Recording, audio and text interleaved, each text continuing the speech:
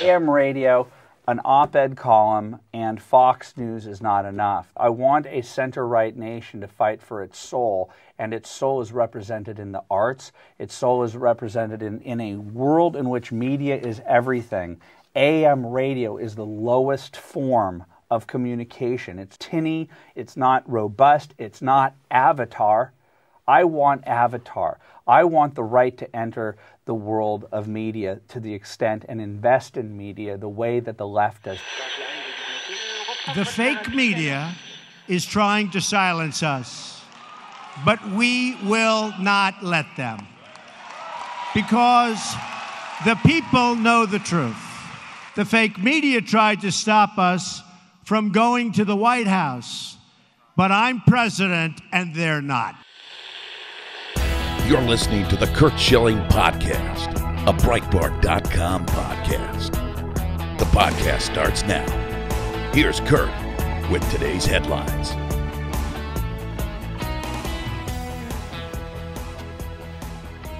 Hey guys, welcome to another week and another edition of the Curt Schilling Podcast. Got a great show for you lined up today. John Guandolo from UnderstandingTheThreat.com, former FBI agent and a guy who's done and can do just about every possible thing you can do to serve your country, will be our first guest, and then Francis Martel, Breitbart's national security editor.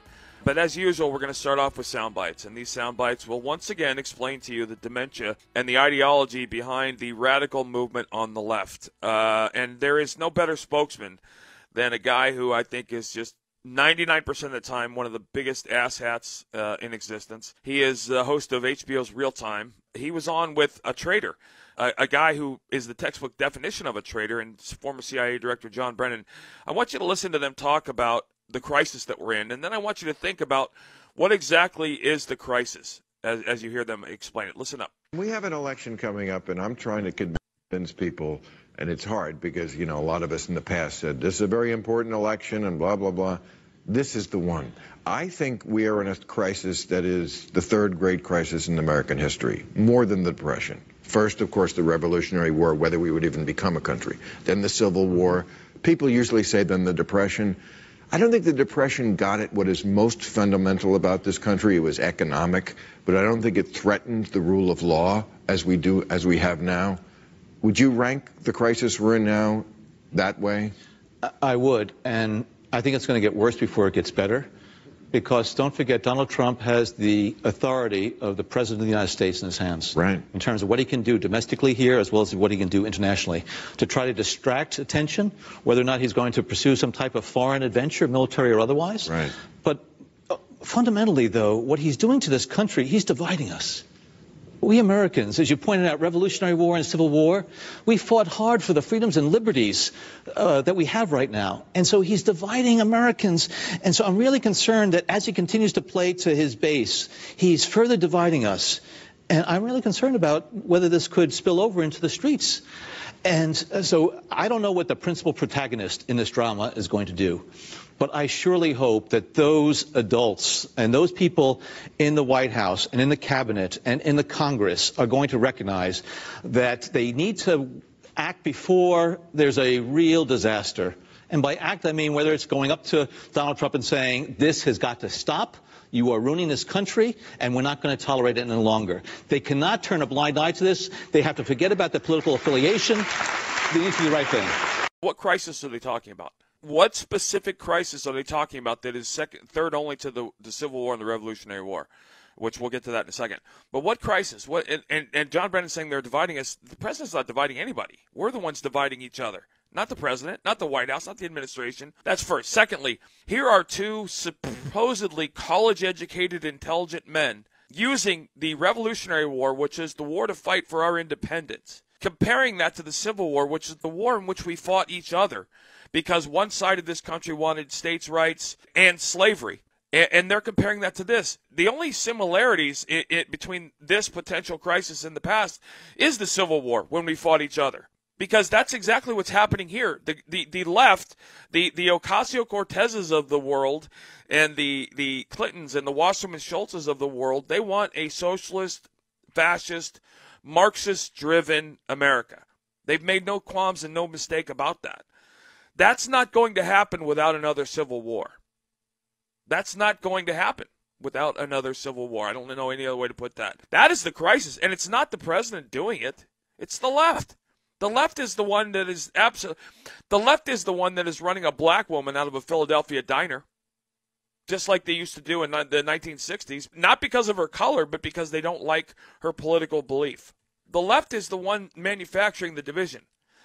And if you want to understand even more how they're doing it, listen to this race-baiting fraud who's a tax-evading criminal on MSNBC's Politics Nation. Listen to Al Sharpton talk about what happened at UNC this past week. This week, students at the University of North Carolina at Chapel Hill decided that a century-old Confederate statue dubbed Silent Sam had honored the school's rebel alumni for long enough. So on Monday, more than 200 of them toppled the monument, chanting, quote, "I believe we will win."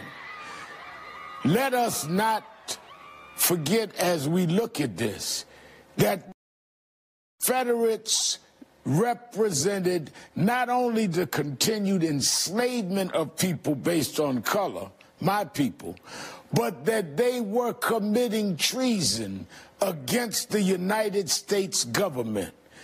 As we look at investigations today that include this president on whether there are those that colluded with American enemy nations, we can without a doubt see those that defend praising those that were enemies of the union of this nation and committed treason just to keep slaves and to keep their way of life.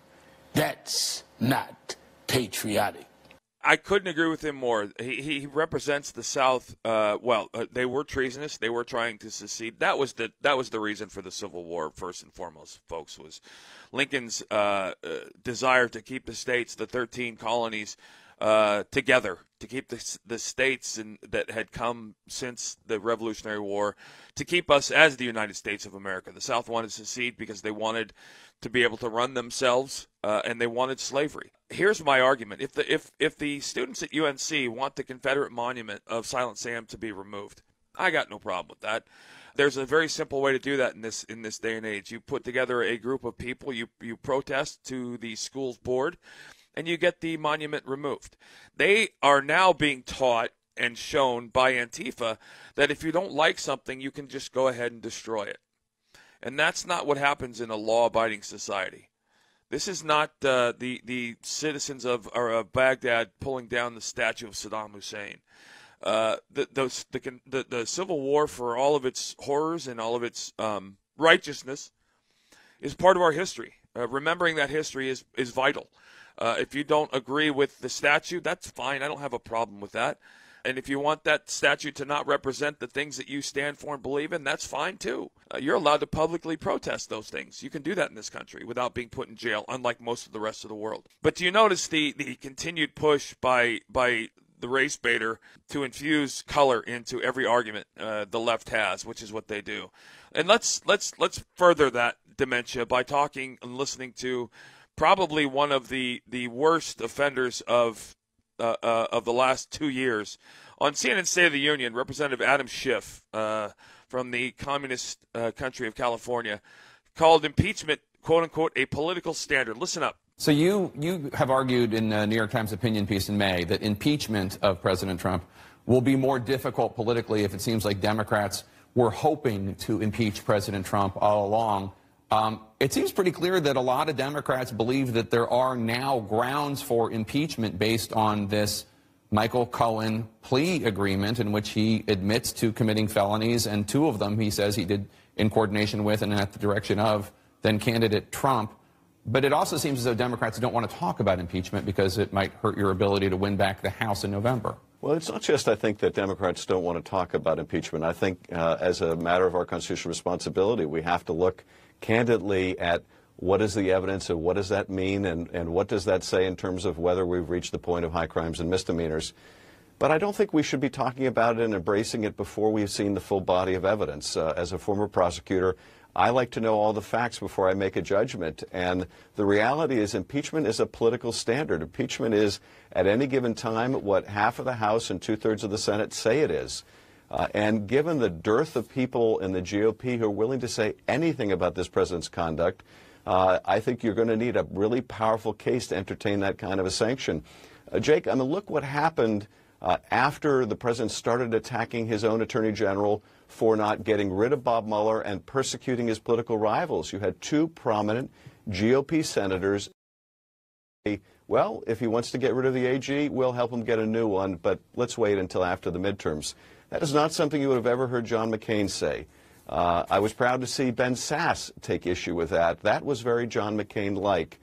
We need people like John McCain now more than ever. There is no shortage of demeaning comments from the same people, including Adam Schiff. If you go back a couple years to when McCain was running for president, they flip-flopped on him like they flip-flop on everything else that has votes in it or fundraising campaign fundraising ability for them. You notice this guy, here's the problem with Adam Schiff. He tells you he's a former prosecutor, so he knows he's lying out of his ass when he's talking about what happened to Michael Cohen. You heard Alan Dershowitz last week on this very show talk very specifically about the fact that not a single crime was even close to being committed by the president as it relates to the hush money. If hush money is a crime, then Bill Clinton is in jail 50 times over because the Clinton family has built itself on millions and millions of dollars of hush money. And I would argue in some cases murder, and they are still walking free. Because I guarantee you, if you look at your life from today back to the day you were born, how many people that you have met and know or been involved with or worked with that have been murdered, it will pale in comparison to the number of people affiliated with the Clintons and their untimely deaths over the course of their lives. It's a scary yet fascinating study. And ultimately, let's all remember, this is the same group of people in Adam Schiff and Jeff Flake and all of these people who have what I think is a $17 million slush fund to quiet victims of sexual harassment. How is that not illegal, that the government is using your money and my tax money to quiet victims of crimes they've committed? His last name is perfect in the sense that his last name is Flake.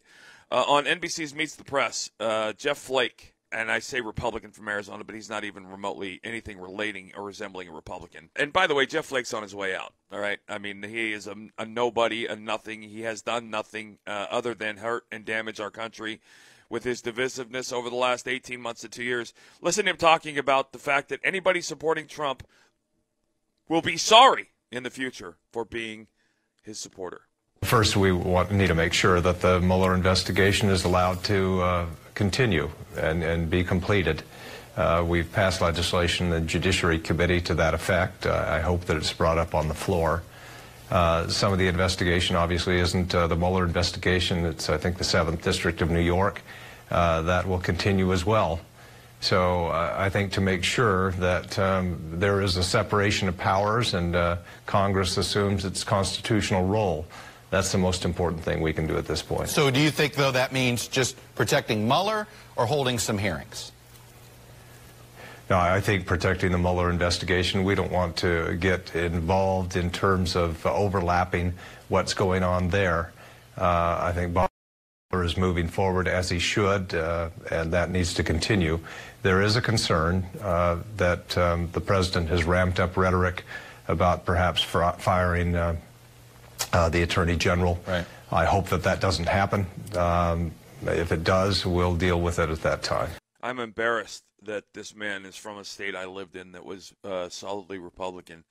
It's turning purple for all the reasons you can imagine. It's on the border, and the inflow of illegal immigrants is a seismic shift in the political landscape in Arizona. And finally, a guy whose relevance was lost long ago on CNN's quote-unquote reliable sources, which is kind of funny to say. Journalist and network contributor Carl Bernstein talked about President Trump and the fact that he believes President Trump is engaging in criminality and lying that is far worse than Watergate and President Nixon. Listen up.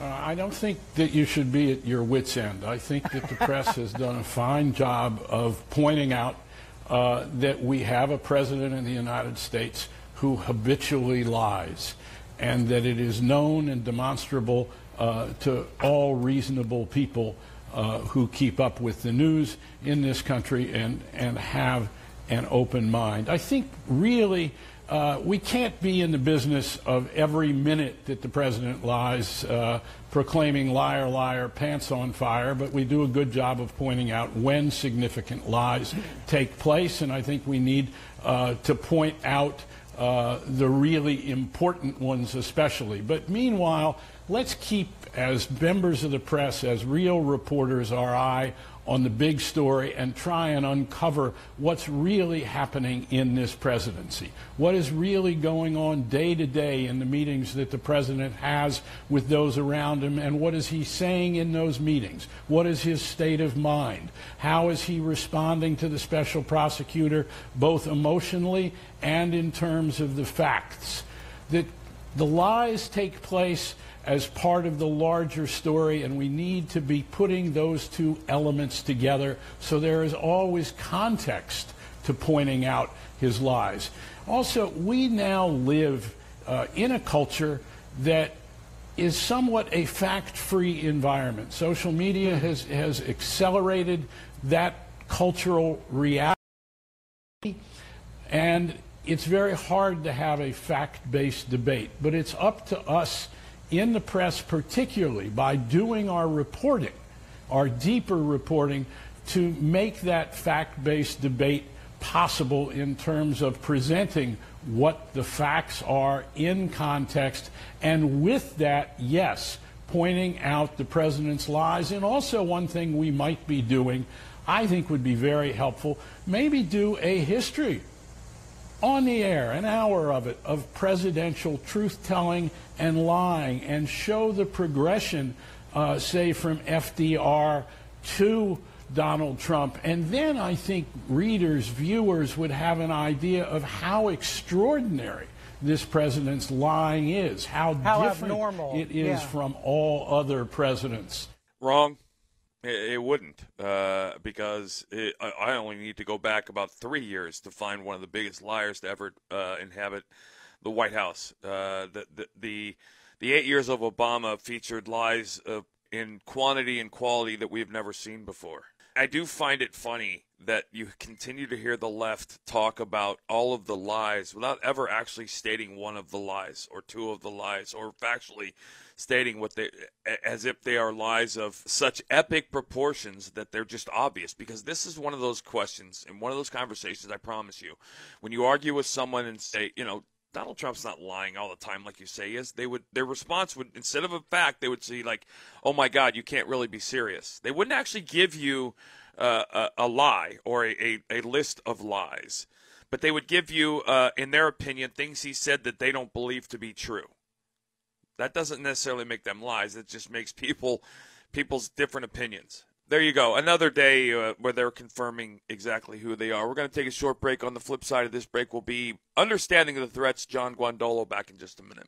Breitbart News Daily with Alex Marlow.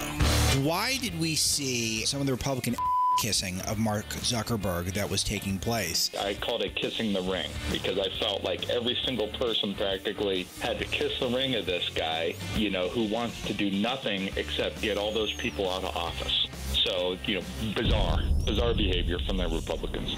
Breitbart News Daily, weekdays at 6 a.m. Eastern on SiriusXM Patriot 125.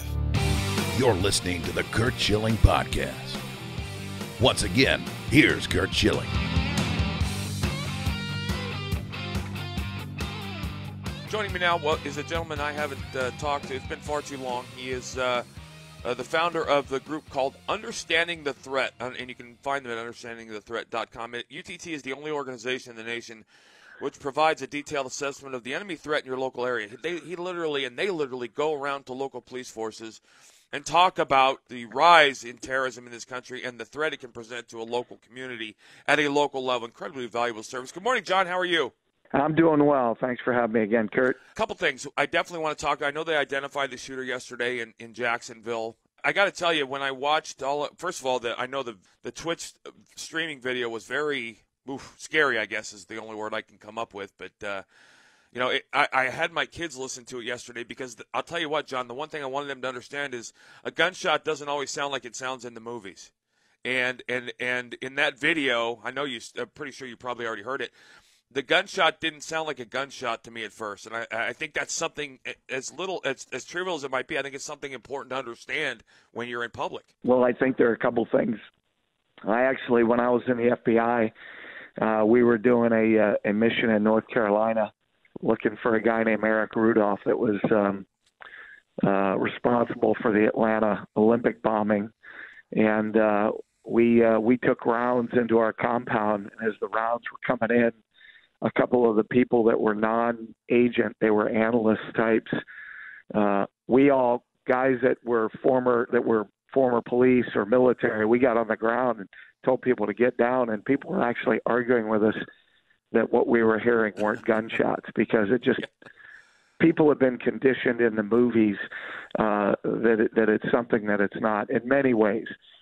So I agree with you. I think it's very important that people understand. It's why I think people need to be better trained in this stuff for these kind of situations. Unfortunately, it's the world we live in today, and yes, I don't mean it's happening everywhere, but it can happen anywhere, and, that's right. and that's the difference. I was wondering if you could talk to this fact: the mall where the shooting occurred yesterday is a gun-free zone. Can you please explain to people, and I know it sounds simple, but it still needs to be said, gun-free zones only impact law-abiding citizens? Yeah, that's correct. I can just tell you from my experience in the FBI, and if you look at the incidences around the country, well, first of all, I think it's important to review this, is that the right to keep and bear arms is an inalienable right. It comes from the natural right to defend and protect oneself and one's family, just like we find that in nature. Animals do that. So it's an inalienable right that all human beings have. That's the first thing that people don't understand. We don't have the right to bear an arm, to hunt, or to target shoot. We do it for two primary reasons, as has been upheld recently by the Supreme Court, and that's for our immediate defense and to be able to overthrow a tyrannical government. That's why the founders recognize that. So that's the first thing. And when we make areas that are, quote, gun-free, the only people that are going to abide by that are law-abiding citizens. Criminals don't follow the law. That's why they're criminals. So I always say when you see politicians pushing for a reduction of guns, that is not, in my experience, when you actually dig beneath the surface, there's a much more nefarious objective at stake. Yep. Yeah, a very, very nefarious. And it's normally to disarm us because primarily the people doing this are the Marxist Party of America, which is also known as the Democrat Party. Well, I think it's important to remember that the Second Amendment was born out of the overthrow of the tyrannical British government. I mean, these people understood what can happen when a government has full control of its people. And we've seen it, since 1776 and well before then. When citizens are unable to defend themselves, they are helpless. And listen, you said at the end, a gun-free zone equals one thing. The only thing a gun-free zone guarantees is that the only unarmed people will be innocent civilians. Because they don't, you look at these school shootings. I kind of want to switch topics a little bit. After 9/11, UTT came into being. You started working on, you've written many books. You co-authored Sharia, The Threat to America. You authored the book Raising a Jihadi Generation. The kids that were born in 2001, kids that were born in the mid-1990s, grew up in a very, very different America. Not just a different world, but a very different America.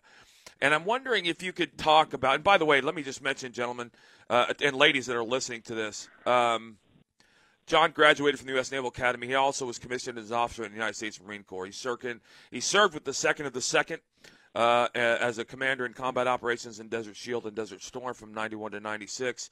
Second Force Recon as well. He's got an extensive record of service to this nation.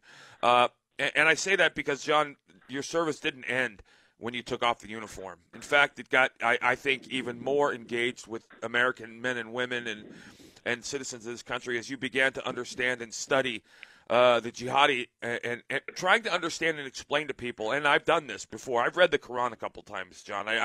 So I don't want to come into this conversation as the least informed. And what I got from that book, I think it's 109 instances where people, followers of Allah, are asked to torture, kill, murder, maim, slaughter, whatever it is, non-believers. Which, you know, if you're going to do that in your own little tribe, in your own little circle, that's your own prerogative. But when you use that to spread your religion around the world, you get things like 9/11. I was wondering if you could talk to people about how our country has changed since 2001. Again, you and I are both, and I do this with everybody I talk to, John. You and I don't wake up every morning being scared to death we're going to get killed by a terrorist. But I think we do wake up with the understanding that the world, you need to keep your eyes open. And this country has dramatically changed since 9/11. I was wondering if you could kind of speak to that. Yeah, that's a big open question. So let me. There are a few things I'd like to lay out, and then you can let it go wherever you'd like. One, I do encourage people that don't know anything about Islam, just to begin with Islam's prophet Muhammad, which the Quran says numerous times is the perfect example of a human. He is a, quote, beautiful standard of conduct for all Muslims to follow. And Muhammad tortured people. Muhammad beheaded people. Muhammad condoned the killing of people that mocked him. Muhammad married a 6-year-old. Muhammad waged war against the non-Muslims because he said he was commanded to until they testify there's no God but Allah.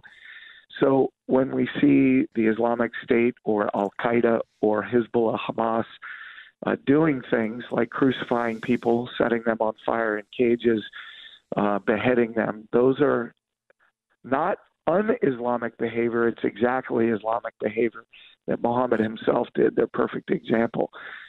I think it's very difficult in these days, and this is one of the ways I believe the world has changed and America has changed, is when you look at how Americans have always truthfully examined a situation. We have not done that since 9/11. Our warfighting doctrine says when you analyze an enemy, you begin with who they are and why they say they're fighting. And again, since 9/11, we haven't done that. I think the nature of the war in which we're engaged is very, very different from the nature of war that the West in general, the United States in particular, is used to fighting. The way they intend to win the war, and I would argue they are winning significantly, is that they control the message, they control the narrative, and they get us off of our game. So they've got us. I don't think the problem in the war, to be quite frank, is them. I don't think it's the Marxists. I don't think the problem is the jihadis. It's us. Right. We're not doing what we're supposed to do. In analyzing the threat, our intelligence agencies and our military, our generals, have catastrophically failed in their duty to look at and analyze the threat based on how the threat identifies themselves. And John, let me stop right there. Let me stop and ask you why. Why on earth would they? I ask this for this reason. I understand it. I've studied military history my entire life. I understand what they're doing. I see what they're doing. It's not rocket science, guys. And I'm not saying it's easy, but there is no hidden meaning here. What they're doing and why they're doing it, they put out in the open. They've told us. John, they told us a couple of years ago they were going to infiltrate the Syrian migration in this country and around the world and use that as a way to get into these communities. And they've done it all across Europe. And they've certainly tried to do it here, and they've succeeded in some ways. Why I don't even want to call it a slow uptake, but why the denial by the left? Well, because I think the nature of the way they're fighting this war is very different than we're used to. And I'll use an exemplar to explain that. Just a couple weeks ago, Sheriff David Clark admitted he was duped by a Muslim operative, and was essentially, he became a tool for the enemy. That's how they intend to do it. They intend to get our leaders, our politicians, and others. Right now, the Republican Party is as much a tool for the jihadi movement as anybody else. But you ask your average Republican, and they'd say, no, we're doing all we can. With David Clark, once it became clear that he had targeted, saying we should police Muslim communities, and then in the fall, before the election, it looked like Mr. Trump was going to put him in his administration. They targeted him, they being the Islamic movement. They sent Dr. Hedi Amiramati to him, who became his business partner, then his lover. He divorced his wife, and we went from calling for police to patrol Muslim neighborhoods to publicly on social media calling people that spoke truth about Islam racists and attack them. That's how it works. That is exactly how it works. No. They get good people, and I think David Clark is a patriot, a good man, but of unbelievable humility to publicly admit that he was duped by her. But that's how it works. And we have now had generals and politicians and business leaders compromised. And the list goes on, totally compromised, and most of them don't even know it. What they believe they're doing is defending people's, quote, civil rights to worship however they want, but they don't realize the very people that they've built a relationship with are simply suit-wearing jihadis. It's a powerful thing because I think it goes to show you that I don't think it speaks to people's intelligence, because I think Sheriff Clark's an incredibly intelligent man. I think it speaks to a much more human instinct, and that they have, and I guess infiltrated is a very easy word to use. They have infiltrated our way of life and tried to change. I mean, excuse me. I don't have to tell you, and I know you know this far better than most Americans, but what's happening in Washington or in Minnesota and Michigan, to me, is nothing short of the exact same thing that is happening in London and across Europe, and that is that people of the excuse me, Islamic faith are being put in positions of power, and their desire to implement or foster Sharia law is no longer a hidden thing, and Sharia law is in no way compatible with the American way of life or the Constitution. That's right. So to answer your question, when you ask how has America changed, I would say 17 years ago, speaking truth boldly, especially right after 9/11, is something we were not afraid to do, but we are proud today. To do. But now across the board, Democrats and Republicans alike, I think that is a big change. I think the fact that the Democrat Party, political party at the national level, has gone from being a progressive organization to being an all-out Marxist, anti-American organization. I think there's some big changes, and if they're not radically addressed, I don't see how the Republic is able to survive, because people don't seem to want to defend it, or the people that do want to defend it don't know how. We have people that I know in the counter-jihad movement being threatened by jihadis, literally physically threatened with death, and the police don't know what to do. They don't realize these are real threats because they have no clue. The FBI has demonstrated time and again across the country with people being threatened and these things happening that they're utterly incompetent. And my question is the same question I asked an FBI leader 11 years ago: is what are you going to do when the citizens realize the threat more than the average FBI agent? They're going to start taking actions, and they're not going to be the best actions, but they don't know what to do and they're scared. And we're getting to that point, and we're seeing these kinds of things coming from, Antifa and the Marxists, and Americans are tired of it, and they see an FBI and a federal government unwilling to do anything. I don't have enough time to get into. Next time you're in, I do want to talk to you at length about the FBI. But isn't this where you kind of stepped in with understandingthethreat.com and the group that you have put together there? Is that day-to-day change in our lives, the day-to-day awareness that we now must have? And like I said, I've talked to hundreds of people, John. I'm a concealed carry holder. I have taught my family gun safety. Not in no way, shape, or form do I want them waking up being afraid to live. I want them to be comfortable in everyday life. But there is now an awareness that I think we are required to have, that maybe we didn't really think we needed, or maybe didn't need 15, 16, 17 years ago. But you're seeing this this movement. And again, for anybody that doesn't understand military history, every square foot of land on this planet that is occupied by extremists, it has always been taken through military conquest. That's how this religion spread. That's how that's the only way it can spread. And if you want to talk about people, you're overblowing this, there is a soundbite to be heard on Breitbart.com today. A Palestinian cleric is affirming that any martyr that attacks Israel will have his 72 virgins. This is not like some spoof or a Saturday Night Live skit. This is day-to-day real people trying to change the world in a way that is evil beyond belief. That's right, and I appreciate the fact that you speak truthfully about it, because so many in the media are unwilling to do it. I mean, even on what we would call conservative networks.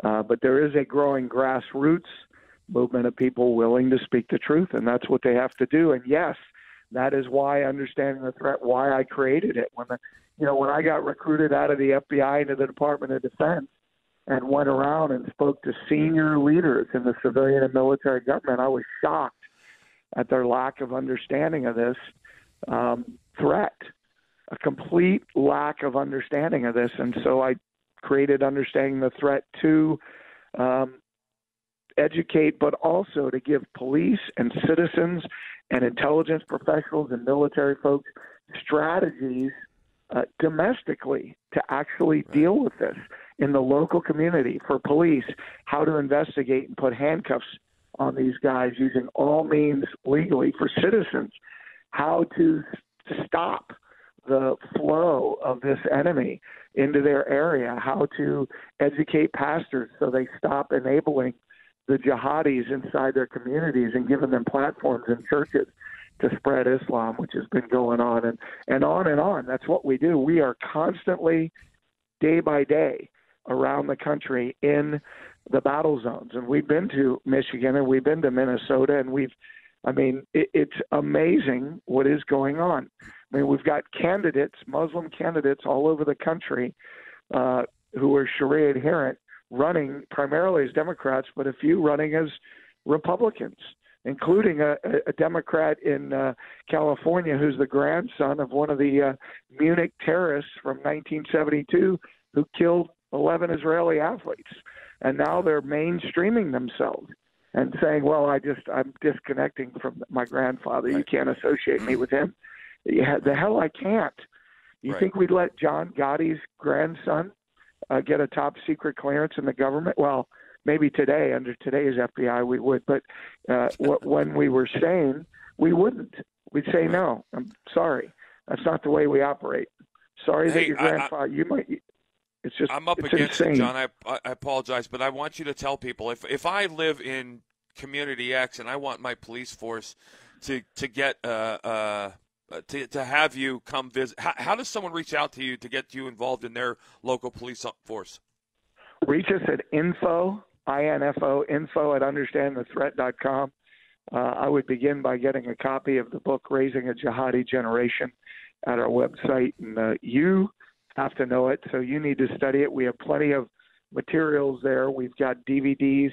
You need to know it and then take it to your sheriff or police chief. And I encourage you to go with other members of the community that you also get educated. And so it's not just you. You go in and have a conversation, say, this is a real war. We have to get it. We have to get police trained because it's bad out there.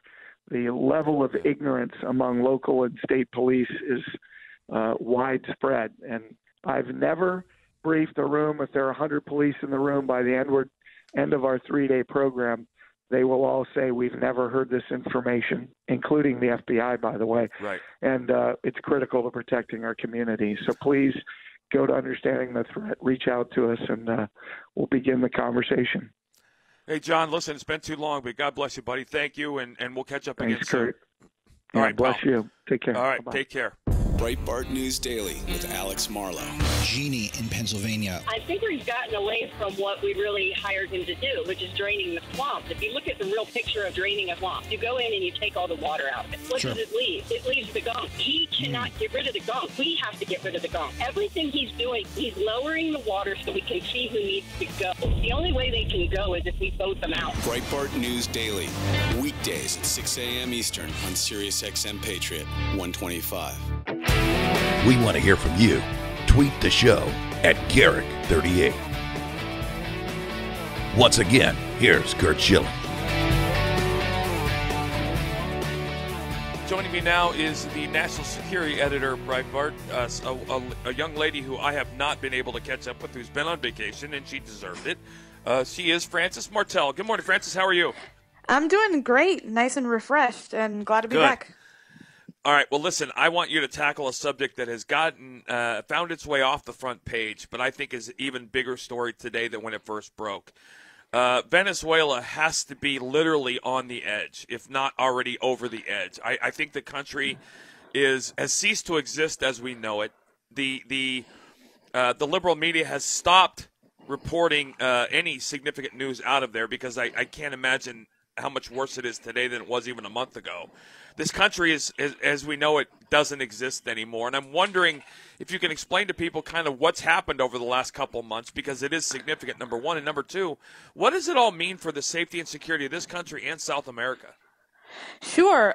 So a lot has happened in the past 2 weeks. Nicolás Maduro, the dictator, has rolled out a new economic renewal program, which most economists interviewed that I've seen in mainstream media have referred to as lunacy, the dumbest thing they've ever seen.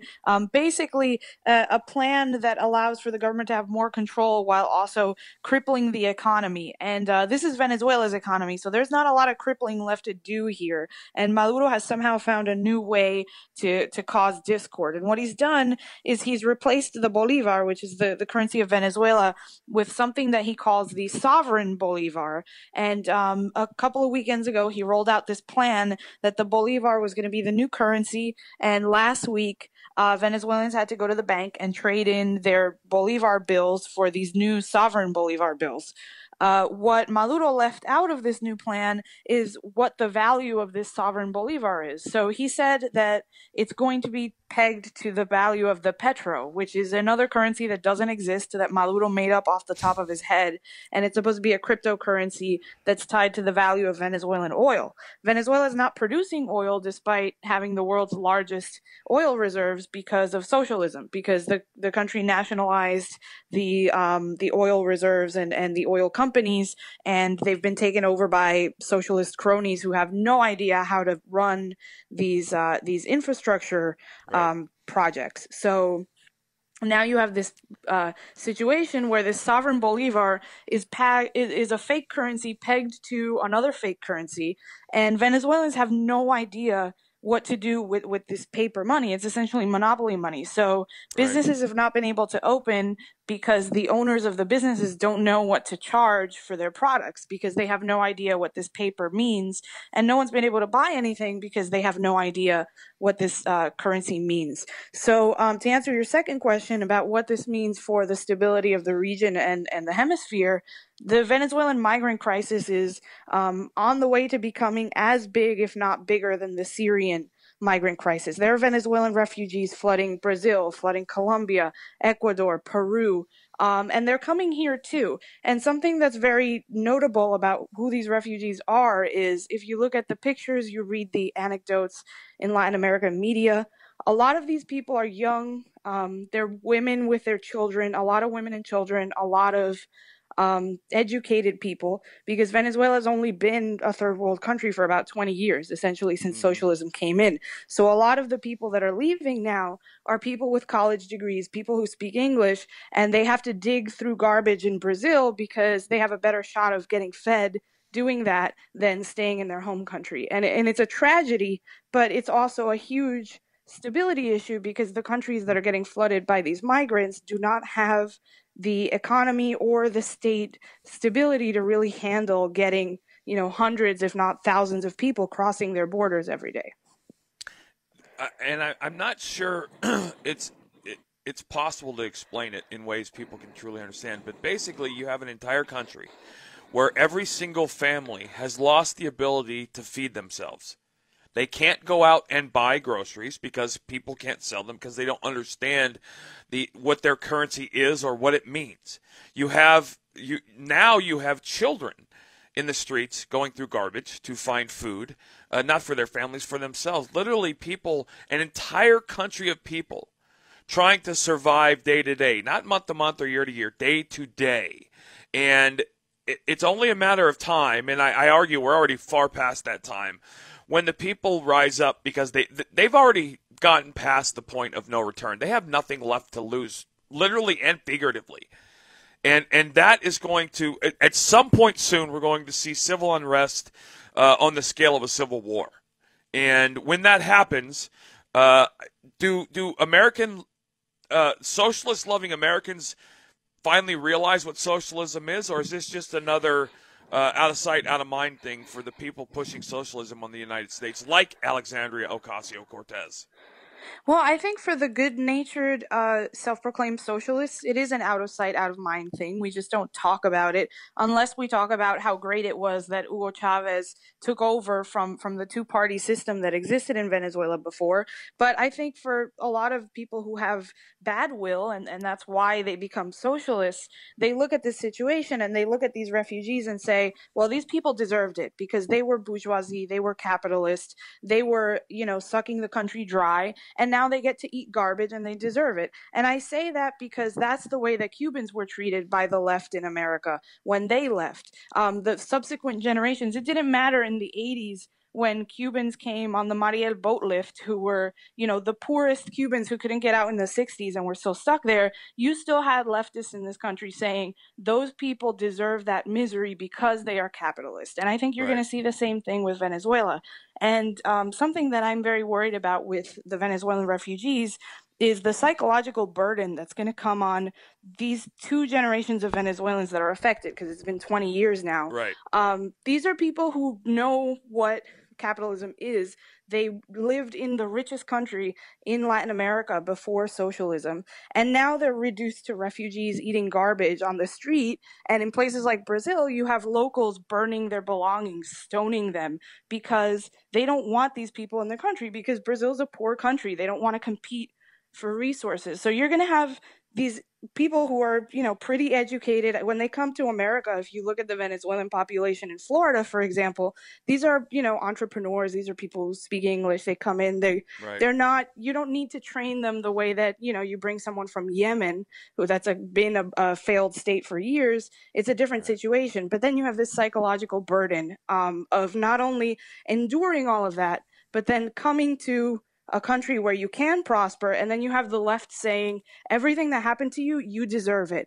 And as far as Ocasio-Cortez, she said so many outlandish things that's the next shoe to drop, I think, for me, is I'm waiting for her to say these Venezuelan refugees, these Cuban refugees, they deserve it because they controlled the means of production, and they get to taste what it's like to be proletariat now. Right. Hey, I want to skip gears, switch gears real quick before our time runs out. I want you to explain to people, I'm having trouble following the logic of the President Duarte, and I think the reason I'm having trouble following is because there isn't one train of logic but they're talking about arming themselves with, they were talking about weapons from the United States, armed both equipment and jets and small arms. What the hell is going on in the Philippines that would lead this to be a conversation, number one? And I would argue that you're looking at a place that's probably as unstable as any place in the world right now when you look at what their president's saying and doing. Yes, well, Rodrigo Duterte from day one has been one of the least predictable heads of state in the world. This guy is the kind of guy that goes into a speech about business investment and he'll talk about his sex life for an hour instead of talking about business investment. So it, like you said, there is no real logic that we can follow to predict what he's going to say. But the Philippines is extremely vulnerable right now because it's facing essentially 3 existential threats. One, the Islamic State is active in the Philippines, even though it's about 96% Christian. And they have a serious problem with guerrilla fighters who are Islamist fighters. The second one is the drug war. There's a huge problem with methamphetamine in the Philippines, and Duterte essentially won election because he said, if anybody sells your kid meth, I'm going to kill them. And he has used the phrase, I will kill you, repeatedly in the past 2 years. And the third one is China. China is invading and colonizing Philippine territory at an alarming rate. And Duterte is kind of a roadblock to solving that problem because he insists that the Philippines should be friendly with China because it's an Asian country, but he's clearly racist against Americans. And he always says, it's not that I hate Americans, but. And so when the United States tries to, for example, sell weaponry that the Philippines can use to protect its territory in the South China Sea, Duterte says, I don't need that stuff. Why would I need an F-16, And the answer is because China's invading you. Right. But it's a huge problem for the United States, I think. Yeah, I continue to be worried. Every place like the Venezuelan, like South America and the Philippines, that shows the instability to the levels they're showing is opening itself up to be a satellite base for ISIS and for other terrorist regimes around the world, Hamas, the Muslim Brotherhood, whoever it is, and because of their ability to pour money and influence into the hands of these people who, again, like you said, we can't predict one day to the next how they're going to act or react, and that's a global danger, not just a local territorial danger as well.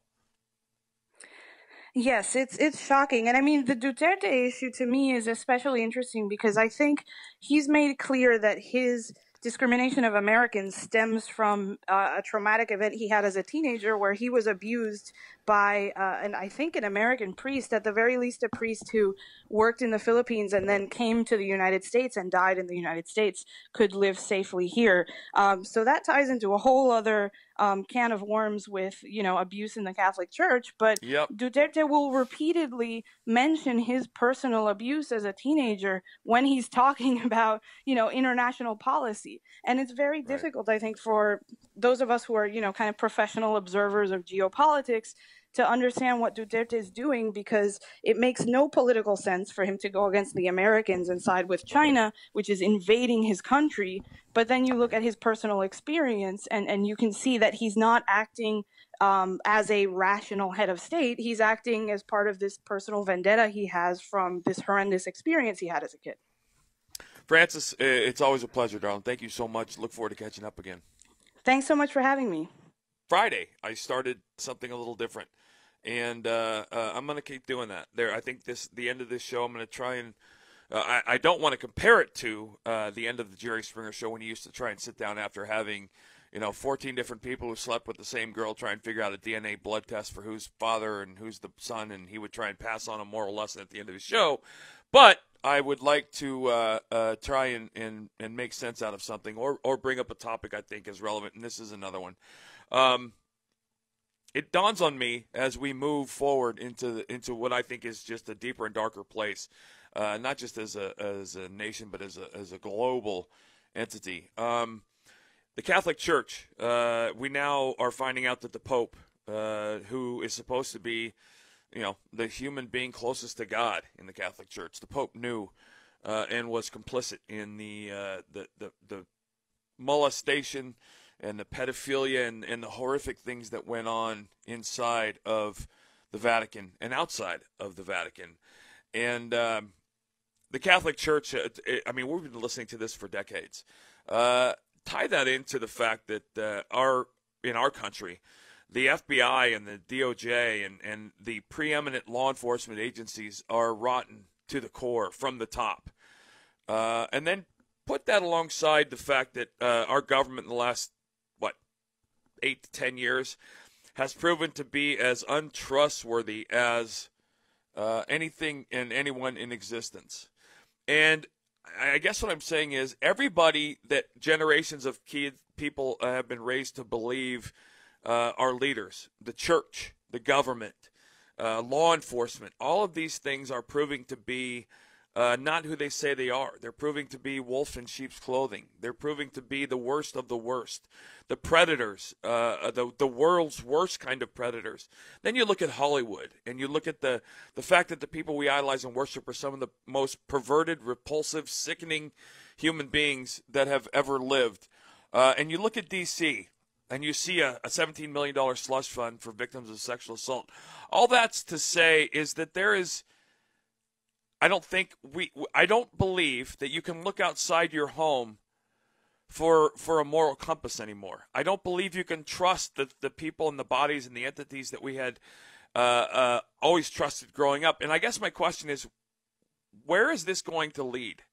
Where is this going to end up? Because at some point, do we not get pushed to a breaking point?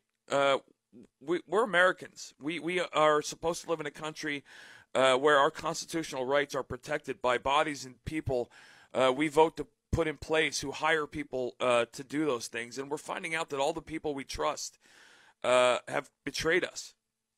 Not only have they lied for their own benefit, but they are not who they say they are.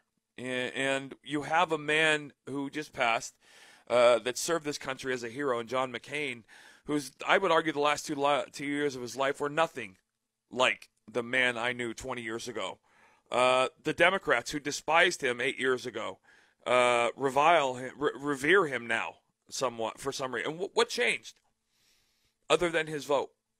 What changed?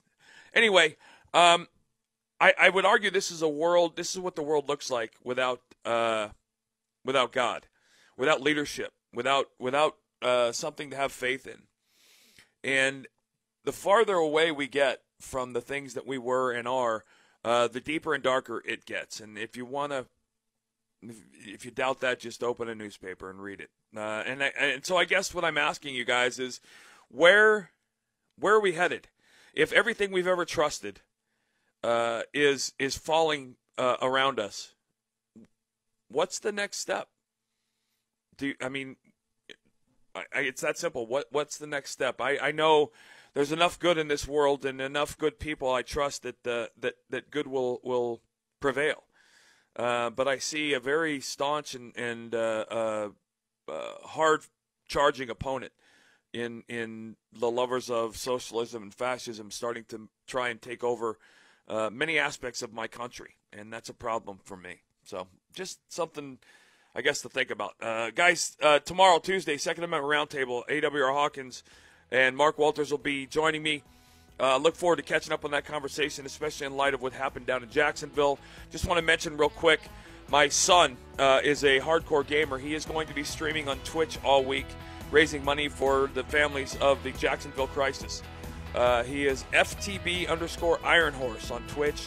I'll be tweeting. I'll be tweeting about it all night. He'll be on at 8 o'clock Eastern. Drop in, follow him, and maybe donate $1 or $2. I'm matching donations up to $5,000 on Twitch.com. He'll be live streaming. Guys, God bless. Have a great day. Catch up with you guys tomorrow.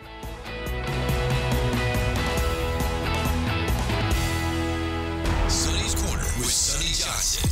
Everything in hip-hop is not bad. Kanye agreed with us, so let's love him today until he raps tomorrow and you turn your back. Because if you jump off when the fun of the moment is over, then you are in fact making Kanye the token he is accused of being. So please, don't do that. Don't go there. Sonny's Corner with Sonny Johnson. Saturday from 1 to 3 p.m. East on Sirius XM Patriot 125.